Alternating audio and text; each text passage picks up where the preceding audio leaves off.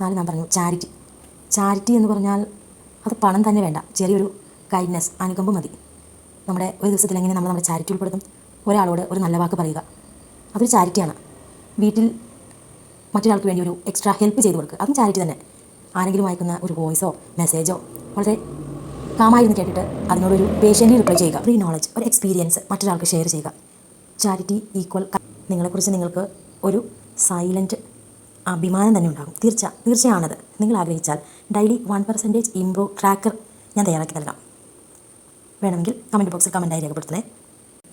ഇങ്ങനെ ഈ 4 കാര്യങ്ങൾ ദിനം പ്രതി 1% വീതം ചെയ്തു പോകുമ്പോൾ ഒരു മാസം കഴിഞ്ഞാൽ നിങ്ങൾ തന്നെ തിരിച്ചറിയില്ല. എത്ര കാമാണ്, എത്ര കോൺഫിഡൻ്റ് ആണ്. ചെറിയൊരു വീട്ടമ്മയുടെ ദിവസങ്ങൾ പോലും വളരെ മനോഹരമാക്കാൻ പറ്റും. ഞാനിവിടെ ഒറ്റപ്പെട്ടു, ഞാനിവിടെ സ്റ്റക്കാണ് എന്ന് തോന്നുന്ന ആരും തന്നെ ഇനി ഉണ്ടാവണ്ട.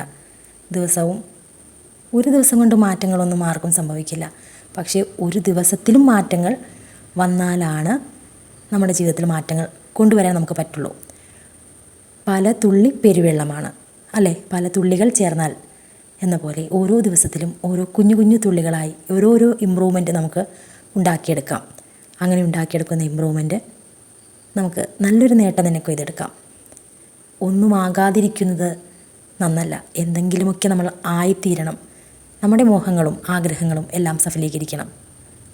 കൂടെ ഞാനുണ്ട്. Art by Fasna.